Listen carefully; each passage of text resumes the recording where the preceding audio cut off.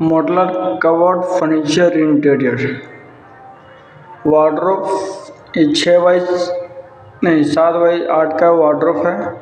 फिर ये लॉफ्ट बना हुआ 12x3 का ऊपर में इसका हैंडल भी खड़ा दिए हैं। और वार्डरोब कोना साइड में राउंड शेल्फ है, उसके नीचे ड्रॉवर वगैरह है और स्लाइडिंग पल्ला है। साइड में मिरर ग्लास के लिए लगाए हैं, अंदर से मिरर रहेगा। ये हैंगर इसमें लगेगा, ऊपर साइड में हैंगर है, इसमें ड्रॉवर एक है, नीचे एक शेल्फ है। सेम प्रोसेस बगल में भी है। उसका ड्रेसिंग साइड बना हुआ, नीचे टेबल के लिए उस पर छड़ा हुआ है। इसके बाद ड्रॉवर है, इसमें शेल्फ है, इसमें चूड़ी के लिए रखने के लिए सॉकेट लगाए हैं। इसमें एक और शेल्फ दिलाएगा और राउंड शेल्फ के नीचे ड्रॉवर एक पल्ला है।